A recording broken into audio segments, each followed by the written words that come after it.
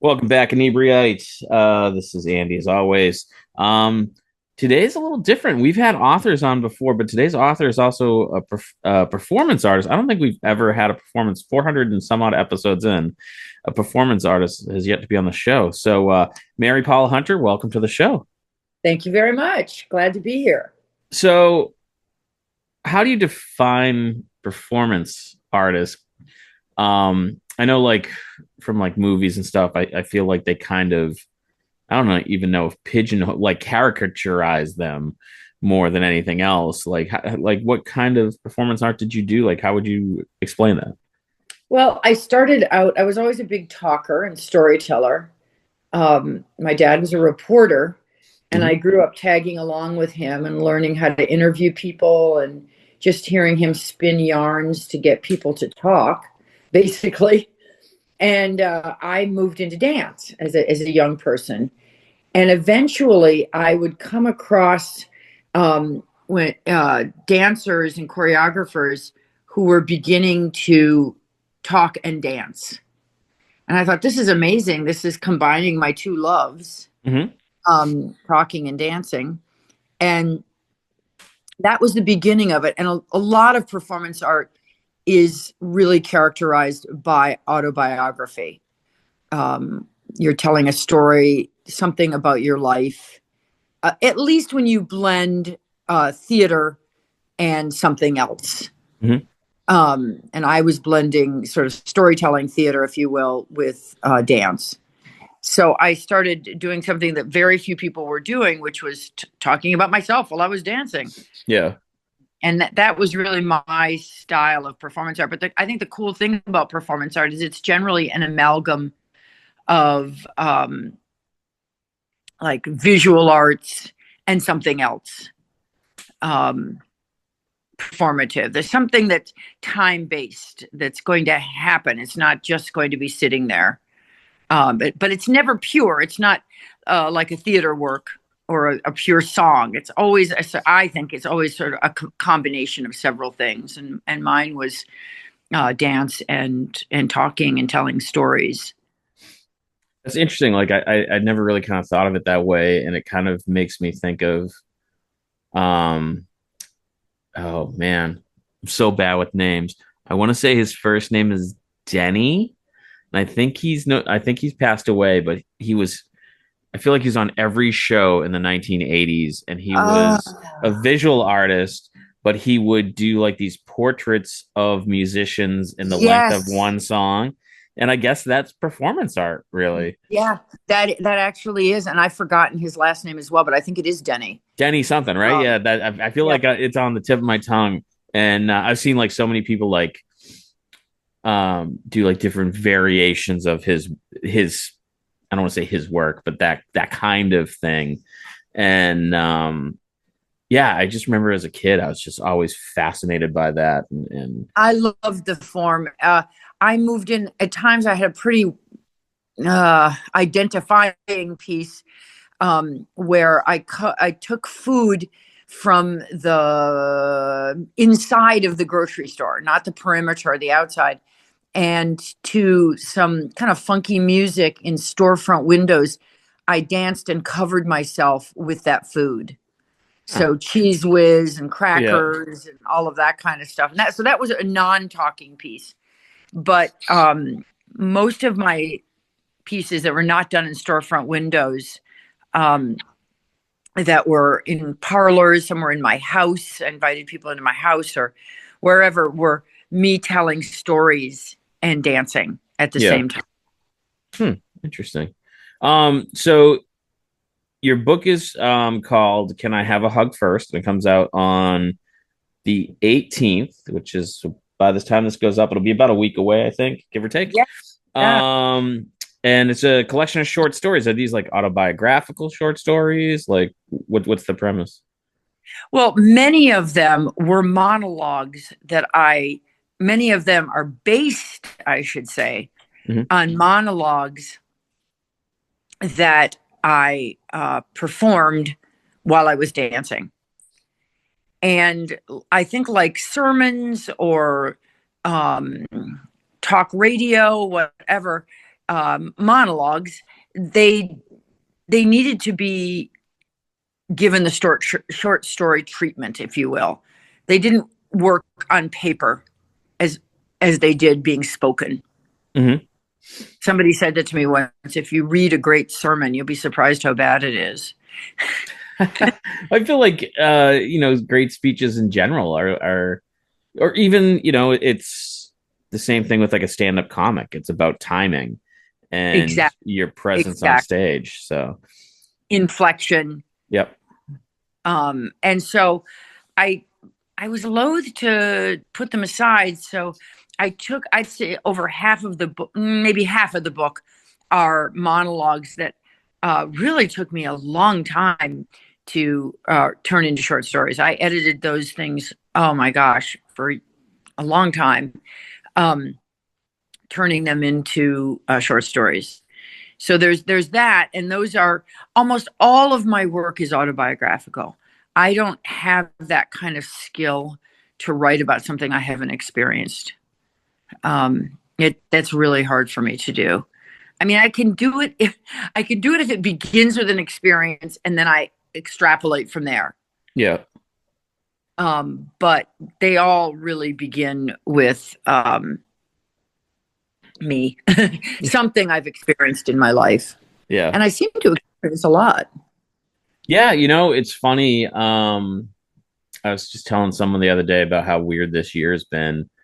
Um, I wouldn't say I have a theater background. I did like community theater as a kid and um Nice. performed in marching band and concert band and jazz band and noodled around a little bit with friends on like kind of like a rock band. But the so far this year I have done my first kind of stand-up comedy bit. It was Cool. part of a roast, but I mean it was essentially the same thing. And Yeah. I've just been asked to write an article, which is insane to me because I am notoriously horrible like speller and grammar, so gonna have to have it proofread pretty well. But I feel like part of it is just putting yourself in situations that you're a little uncomfortable with when someone says, "Hey, do you want to?" And you just be like, "Yeah," and they're like, "Well, I haven't said it yet," and you're like, "I don't care, let's do," like being open to those opportunities that come along. And I think that's what makes some people's life more interesting and other people's a little more mundane because they, if something comes up, they're like, "Well, I don't dance, so I'm not going to do that," and other people are gonna be like, "Sure, Right. why not?" No, really good point. And I feel like also being an observer of whereas people may accept situations or things they see and not really process them or really think about what does that actually mean? Where is that coming from? So you'll say to somebody, "What did you think about this?" And like, "Oh, I didn't think about it that much." Yeah. I feel I'm always I'm always in a situation trying to figure out what does that person mean? What's going on here? Um, and also, I feel like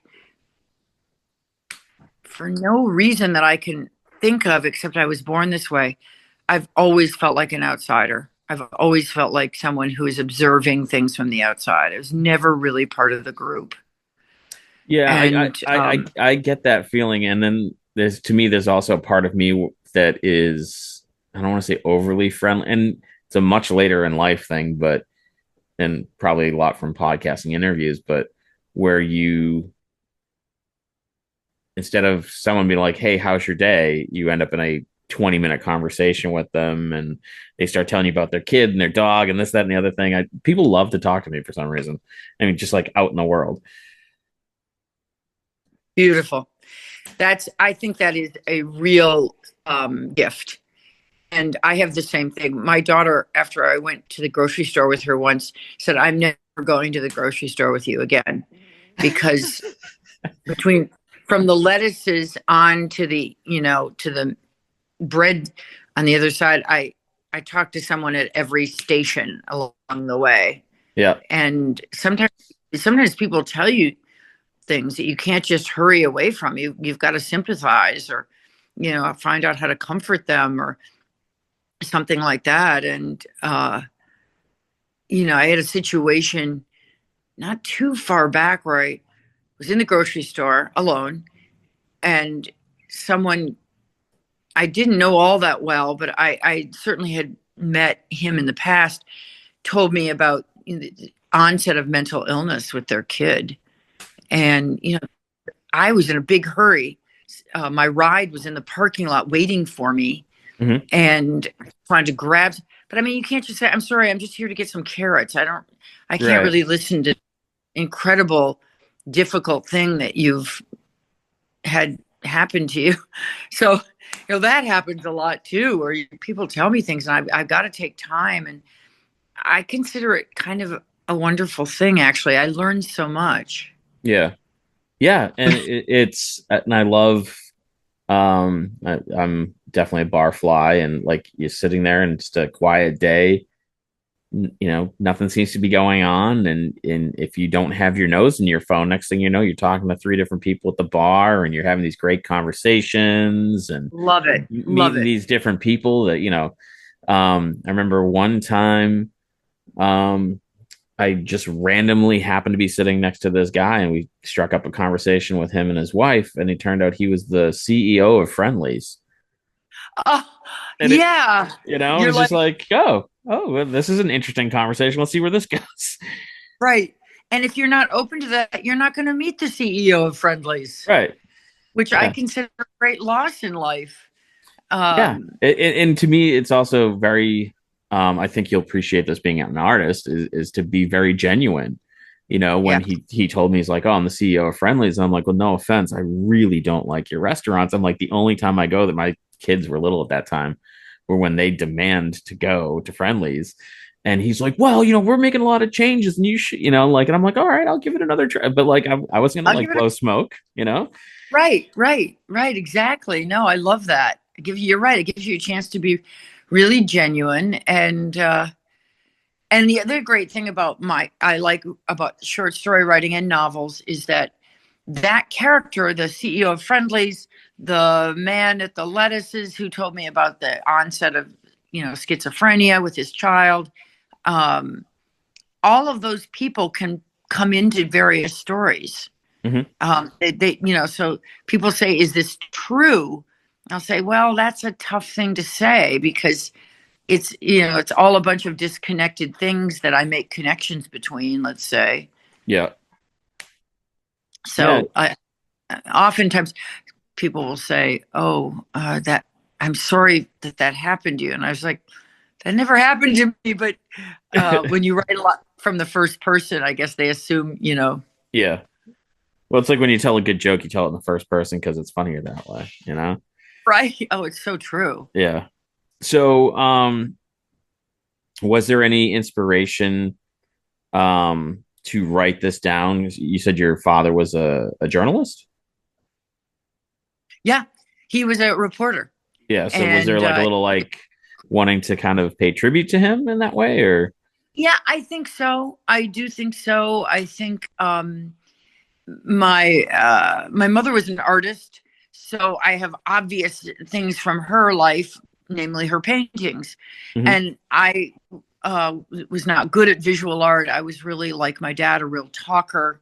He got people to talk by really listening and talking to them. And so I think in some ways, he was his artistry, if you will, because he was kind of a performance artist too. Um, he, I wanted to pay tribute to in a way, or say, "Oh, I may have her paintings, but I also have this from you." Yeah. And it made a huge impact on me. The way he wanted to embrace humanity. He was not a person to shy away. We had a bus stop near our house, and he would invite people from the bus stop to come to our house. Particularly, we lived in a Big Ten university town, and so there would be a lot of people from different countries. And he wanted to know about different cultures. He was also agoraphobic, which is in my family, and so this was a way for him to travel. So he And would bring me. one of your stories is about agoraphobia, right? I think I saw that. Yes, Yeah. I, Okay. I write a lot about it. I try not to hide it. And um, uh, so he would invite these people, and it was a way of going to Vietnam. It was a way of going to someplace for him. And so we always had people knocking on our door. Hi, is this Neil Hunter's house? Because he'd give them the address. And we'd say, yeah, come on in. Yeah. And one of the gentlemen was really from China, was almost like a nanny. I wouldn't didn't really babysit us. He just kind of lived with us because I think he came every day during my childhood, up into my high school years. So it was really I think it was. I'm really glad you asked me that question because yeah, it really is a everything I do is kind of a tribute to him because sort of an unsung hero in a way, you know. Yeah. I love that kind of, I mean, that goes back to that, like, talking to people wherever you are, is that, you know, we're not billionaires. We can't travel the world and, go to every country. And, there's those people that are, right here that grew up somewhere else and have a totally different life experience. And, it may not even be Vietnam. It may be Alabama. I've never been to Alabama, Right, but, right, right. Oh, absolutely. And inadvertently, he really opened up the world to us kids because, the guy from Iraq told us all about living in Iraq. Where would we know any of these things? And this certainly wasn't happening to any of our friends at school. So it was just kind of a cool little constant travel log, or as you said, experiences from the South or from here or from there. Um, yeah, it's definitely a tribute to my dad. yeah, that's Uh, great. thank you. Yeah, Um, do you have kids of your own? Are they? I do. I do. I have two. I have a daughter who's an economist, and a son who is works in fashion and also makes these. Well, I can say it because he's my kid, I guess. Incredible cakes. In fact, Oh, his cool. cakes are going to be featured in the New York Times in the spring. He just found out. So another Oh, that's newspaper. awesome. I know, Peter Meckel Baking. Yeah, So, but he works. He just works in fashion as his real job. yeah. So an economist, is that like the black sheep? Is that her way of rebelling? I know. Well, interestingly, in one side of my family, we have agoraphobia is all over our family tree, but Yeah, in that family tree as well are mathematicians. I did not get this. yeah. No, no, no. I Huh. missed that. I missed that gene. But it's funny. It just totally skips around, and like one of my cousins has it, and my daughter got it. So she was, but she wanted to do something that also had something to do with social justice and what's going on in the world. And so the study of economics was the one thing where you could blend math Yeah, and social sciences. So that's she's interesting. she's really following in something that I did not inherit, but um, it's definitely in the family tree. So, yeah, I raised my kids in Providence. I'm from Michigan, but I ended up here, and it's a great little place. Yeah, and Providence has kind of like a pretty cool scene. I know it's a kind of like a very varied scene. Up here in Plymouth, there's great music and art, but it's kind of very, the art tends to be lighthouses and sailboats. The music tends to be, classic rock and jam band. So like I know there's like metal and hardcore bands that go down to play in Providence because it's easier to find a venue and you know Right. yeah. No, there is. You're absolutely right. It's in the shadow of Boston, but it really holds its own. Yeah. Yeah, a lot of theater. Um, I find it a really great place to write. There's a nice kind of odd sort of prevailing eccentricity or something. Yeah. um Weird. I can't even begin to explain it, but um I was it's you kind of know a lot of people just because, well, we're all kind of mushed together in a small place. Yeah, it's not the largest, and I find this very funny, and it's a very Rhode Island thing, where it's the smallest state, but people don't like to go anywhere, but you're like, oh, it's like 45 minutes away, and like, oh, poof, that's too far. Oh, so true.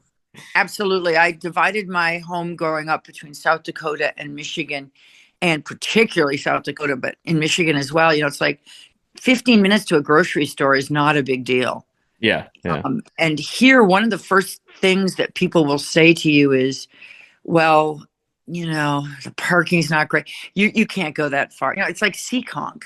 Like, that is not far. Not at all. Yeah. Not at all. Like, oh, you're not going to want to do that. I had a slight emergency. I love this story with my son when he was 6 weeks old.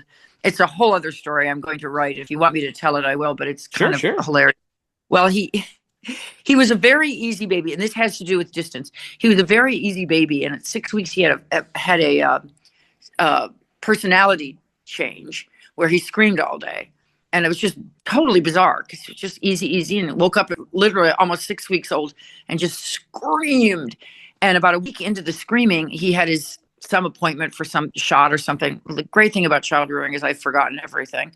But I guess there was some vaccinations or something at 6 weeks. I don't Yeah. know. And she said, take all his clothes off. So I took all his clothes off and I was playing with his toes. And oddly, when I got all his clothes off, he stopped screaming. And I was playing with his toes and he started screaming. And the nurse looked down and she said, oh my God. I was like, what? Tell me anything to get this screaming to stop. He had a hair wrapped around one of his toes. Oh yeah, yeah, yeah, yeah, yeah. I something very similar I feel like that is a very similar experience because that sounds very familiar. Just that, not like screaming, but you find like that hair, like you're like, oh my God, that can't be good for your toe. That Yeah, can't be good for your toe. And yeah, they said that the only thing they can think about, because it is not common, but it's heard of quite frequently in terms of not happening a lot, if that makes any sense, is that when you give birth, your hair falls out. And so they think there's just like a lot of hair floating around and their skin is very absorbent. yeah. So he had to have general surgery to Oh, so get it the was hair. really wrapped. It had sunk. It was lying on his bone. Oh, ooh, geez. And Okay, mine was just you know wrapped well, the around there. doctor, back to the distance thing and the difficulty of a Rhode Islander driving even, 2 blocks away. The doctor came in and I said, okay, yep, this is going to be surgery. Now, look, I was like, surgery. I was freaking out. I wanted to talk to him about it. When you get on 95, there's cones in the right lane. It's such a pain in the ass. Make sure you're in the left lane. When you get off on this exit, oh my God, it's 5 miles away. You're going to take immediate right. You're going to see the hospital parking lot. I hope it doesn't take you too long. I was like, take me too long. My son is going to have general surgery. This is not the worst thing that I'm thinking about right now is a freaking cone. Yeah. And it was just such a Rhode Island experience that, he had to go have general surgery and he's talking to me about the cones and the lane closures. So that's Rhode Island is just, and I like the other thing about Rhode Islanders is they'll go to 2 places, Florida and New Hampshire. Outside of Yeah. that, and that may be a stretch, but if you are Yeah. going to go to some place, you might go up to New Hampshire. So, but anyway, That's yeah, funny. it's a funny place, but I've gotten a lot of stories. In fact, one of my favorite stories in my book is called The Pressing Foundation.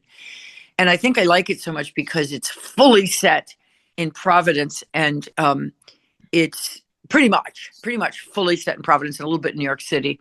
And I don't know why. That just means a lot to me because I've spent a lot of time here, and yet it's kind of like Michigan will always be my home. South Hmm. Dakota will always be my home. I can't explain it. So it was really kind of cool realizing this place had such an imprint on me. So that one whole story happened here, and um, a lot of fiction in the story, but it's based here. Very cool. So I know this book is officially not even out. Are you already kind of like starting to work for stories? Because I can't stop. I don't Sitting still is not a good thing for me. So are you like already kind of like starting to be like, oh well, this would be a good story for my next book? I cannot even believe you said that because that is, I thought about that yesterday as I'm writing a new story and I'm thinking, yeah, it's one of the big problems. Like, I'm so enjoying doing this and I'm not the best at creating content. So Mhm. I'm so grateful to you for having me on. Oh, Um, sure. and I just really like writing. I like creating something. As you said, sitting still is not the best thing for me. So it's like I've got to be on to the next project, and creating content for me just doesn't feel that way. I know I should be doing more of it, Yep. but it feels static. It feels like washing the dishes. I've got to do it. Hmm. The dishes are stacking up. The kitchen looks like hell. Come on, let's get going on this. But what I really want to do is maybe take all the dishes and throw them and see how the shattered glass lands on the porcelain on the floor, what kind of mosaic that's going to be, what can I do with that? That kind of thing. That's an odd sort of metaphor. I'm not going to really throw the dishes, but I just don't, Yeah. the daily tasks of life are hard for me. I just want to be either creating a performance piece, which I don't really do anymore. Um, Although I do a little bit of actually uh, writing, move, move, move.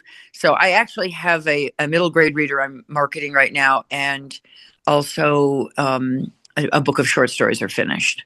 Nice. So Yeah, yeah, so it's that feels very familiar. I was talking to a friend and they're like, "Oh, what are you doing?" I think it was yesterday. And they're like, "What are you doing tomorrow?" I'm like, "I have a couple podcasts recording. I get some work done in the office." And I'm like, "And then it's laundry night. Otherwise, I'm gonna be naked on Thursday." exactly. Because you're like, I don't have a choice. I have to do laundry on Wednesday because I If you just don't do that, it's not going to be pretty. yeah. It's like I don't want to do it. I don't want to do it. I don't want to do it. Oh, I have to. There's no choice. Right, right, And right. but it's that like even when I am doing something mundane like that, my brain is still elsewhere working on a problem, working on, a piece, working on, oh, like what else do I need to do? I need to book some podcasts. Who should I get? That kind of thing. My brain is always somewhere else. And I recently had a conversation with a friend. We were out for my birthday. That's where it came up. And we were sitting there talking, and I can't remember exactly how it came up, but he's like, what goes on in your mind when you're not actively thinking about something? And I'm like, well, there's always music playing in my head. There's always a song, and there's usually like one or two conversations going on with myself. And he goes, yeah, I get nothing. And I'm like, what do you mean? He's like, it's just if I'm not thinking, it's just silent. I'm like, oh my god, it's just quiet. He's like, yeah. I'm like, oh, I'm kind of jealous. you know That's a beautiful thing, because one thing, because I have agoraphobia as well, and to try to curb my anxiety, um, I a couple years ago, I don't know how long ago, I realized that that was contributing to my anxiety, and that I had to just brush my teeth. I could not brush my teeth, empty the hamper into the laundry machine. hmm I don't know, straighten up my papers. Like, that would be my idea of an acceptable way to do mundane things. You could do 100 things at once, yeah. and I have to say it's really helped. Like, I start, let's say, brushing my teeth. It's like, you will just brush your teeth. You will keep your mind quiet. You will, and it's really a pain, but it really works. Yeah, It, yeah, like keeping yourself like your friend. My mind's quiet. Oh my goodness. yeah. Um, so I, I, yeah, I, uh, I I always get try it. to do it to try to fall asleep. Where you're like, all right, I'm not going to think of anything, and then Oh, like 5 minutes later, you're like, ah, crap. All right, we're gonna try this again. And it's just trying to like quiet that inner monologue of just constant, absolutely. yeah. Which I Absolutely. And I think, always, which I think might be why I always have like a song in my head because I think that helps quiet it kind of distracts that inner monologue to being like, all right, we're singing now. I think that's fantastic. And I just read that some people suffer from low dopamine, and music, they think, might help with that, and just keep your mood elevated. I really find that if I'm playing something really wonderful, as so much is, that it lifts my mood. You Yeah. feel a little more at peace. Um, and I think that, yeah, that's cool. That's really cool, because I have the same thing at night. How do I silence my brain that's like, going from one thing to the next? Um, Oddly, sometimes if I start thinking about a story, I don't know why this happens. That helps. When I was a ballet teacher, I was a ballet teacher for many, many years. That was my day job. Yeah. Um, and I would do ballet combinations in my head. That helped. Now I've switched. I'll actually start thinking about a character and where that character is going, and that helps. I'm surprised. I fall asleep. It's that's really interesting because and I can't remember where I heard this trick. Um and it's about kind of like programming your brain to be like, okay, it is sleep time, and it's to and they're like, oh, mentally walk through the same location or tell yourself the same story, but like do the same thing every night. And they're like, so if you're gonna, take a mental tour through the high school you went to or whatever. So like Right. you're going through the door in the cafeteria, whatever, blah, blah, blah. And they're like, after doing that for like 2 weeks or so, they're like, you'll have a hard time getting to your class because your brain has like mashed those two things together so that you're Yes. like, okay, I'm walking into the school now, and here's the cafeteria, and here's the music room, and then out because your brain's like, oh, it's sleep time. Right. Oh, Yeah. that's so funny. Oh, yeah, we are like Pavlov's dog. Oh, very Once much. we start connecting those things. Oh, that's so fascinating. It's And like, good night. I've had great success with it, and like I'll kind of like tell myself kind of the same story over and over again, and just like everything, it's not perfect, but there's some nights where you're just like, all right, once upon a time, and instantly you're out. So Oh, I love that. yeah, Oh, I love that. I've never been a morning person. I've kind of accepted it. I write in pretty much the afternoon, and at night. yeah, Um, I know that's not the best, but yeah. I've that never morning's not my jam either. morning is not my jam. And I hope people reading this book will enjoy exactly what we're talking about, sort of insights into behavior, insights into, how life ticks and churns and has, its odd mechanisms, if you will, and how people deal with that successfully, unsuccessfully, or just dealing with it. Yeah, Um, yeah, and I see so much of it now. With friends and their relationships. My kids are getting older and kind of like becoming adults, and they do it, that. yeah, they do. They're doing great. I love them. That's odd. But it's kind of like you have that realization. You can have it. It's very easy to have it when you're on the outside of the situation, but you realize that we're all playing the same game, but everybody has their own set of rules that they're playing by.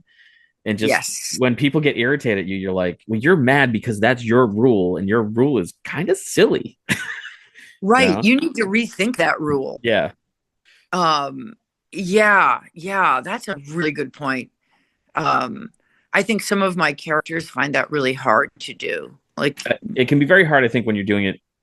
Like I said, it's very easy when you're looking at someone else to be like, well, you're mad over something that's not a big deal, or yeah, yeah, yeah, yeah, or mad at the exactly. wrong person or whatever, that kind of thing. So But it's really hard. It's easier from the outside. yeah, And maybe that's one reason why I enjoy writing so much. I can say to this character, you should do that. yeah. But they don't always listen to me either. Do you ever, where your stuff is somewhat autobiographical, do you ever have like that moment where you're like, oh, my character should do that, and then you're like, oh, and I probably should have done that in that situation? Yeah. I think exactly, yes, for sure. Yeah, And also, I think when I really calm down, I write very honestly about how the character and most likely me did not. yeah, And where that leads this character to, so that, you know, it's not a matter of this the kind of maybe trite happy endings, because there can be happy endings. They're not necessarily trite, but I think that life is kind of a series of not terribly happy endings, and then you get a happy ending. And oh, that's nice. But you may have gone through a few not so great situations to get there. You may never get there. I guess that variety and that unpredictability, sort of. But you could say, well, actually, and I try to show this too, some of those endings and some of those results were actually quite predictable, but you couldn't see it. Yeah.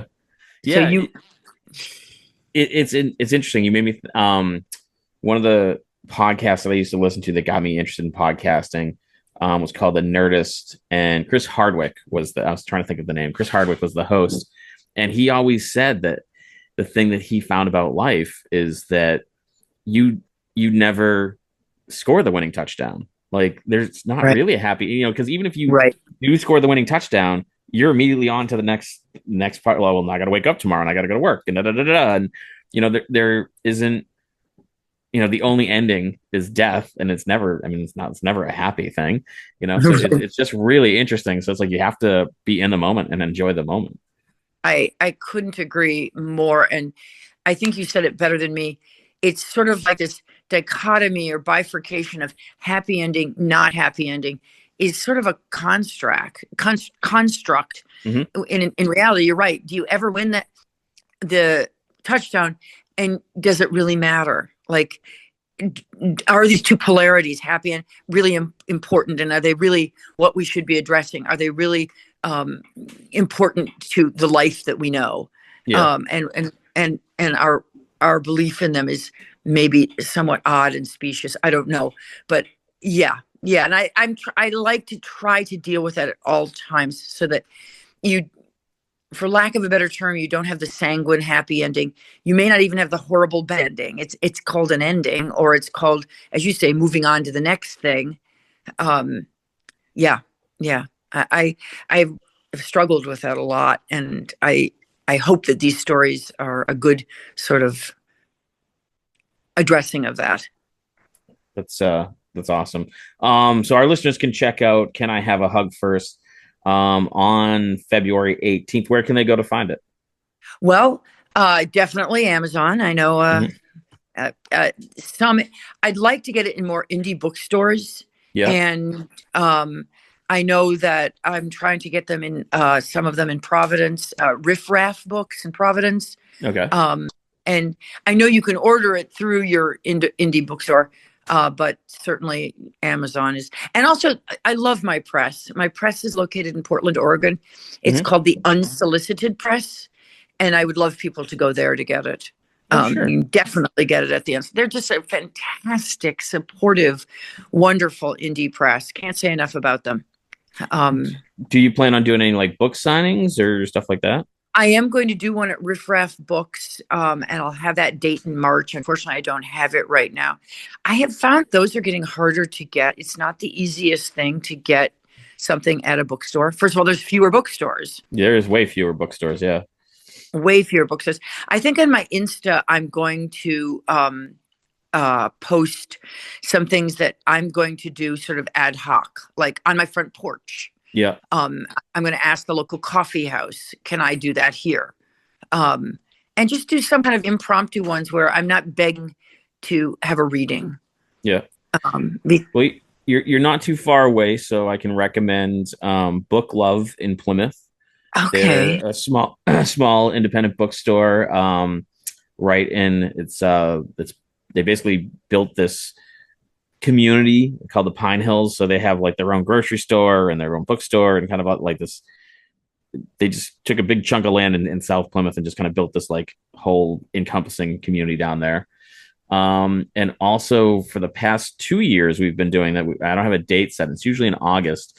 We do an event. We call it Pages and Pints, Oh, and we go to a brewery and bring in a bunch of independent authors, children's authors, horror authors, young adult, and they set up a table and they meet the fans, and people come in and have a beer and kind of go around and talk to all the authors, and it's that been sounds fantastic. it's super fun.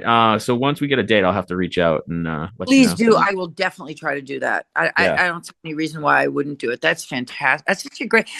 I think it's a really cool idea because it's blending books and beer, or books and a pint, whatever your pint is. Yep. Um, and I love that. Recently, I was in New York and Brooklyn. I went into this little coffee house, and there was this woman selling all her clothing that she had made. Yep. You don't expect to see that in a coffee house. Yeah, yeah, Um, yeah. And that's kind of a lot of what we do. We did a hot sauce down by you. We did the Rhode Island hot sauce expo at Narragansett Brewery, and we brought in like 15 different hot sauce companies. And yeah. Is Narragansett in Narragansett? I forgot. No, it's in Providence now. Okay. Yeah, it's in Providence. Okay. Yeah. Oh, very cool. Yeah, Yeah. very cool. Yeah. Yeah, I definitely will. Did you say Book Love or Love Book? Book Love is the store in South Plymouth. Okay, Yeah. I'll definitely look that up. Yeah, and let them know Um, that Inebri-art sent you because they're super good people. So okay, I yeah, definitely will. That sounds fantastic. awesome. Well, thank you for taking the time to talk to us. I would continue, but I have another interview lined up almost immediately after this. So, but our listeners should check out your book. Can I Have a Hug First on the 18th? And whenever you're got your next book ready, like hit us up, come back on. Absolutely. This has been fantastic. I thank you so much. You're doing great stuff. Oh, thank you so much. And so, listeners, that's it for today. We will catch you next Monday with whoever I have lined up next to record. and Thanks so much. I'll talk to you again. Yes, thank you so much, Mary. Okay, bye-bye. Bye. And thanks for checking out the show today, listeners. If you enjoyed the content today, you can go over to patreon.com/Inebri-art to support the show. You can join over there for just a few dollars a month and help us provide this fun content that you just checked out. You can also email us at Inebri-art.com with your questions, complaints, and concerns, or you can find us on all social medias at Inebri-art or at Inebri-art6 on Instagram.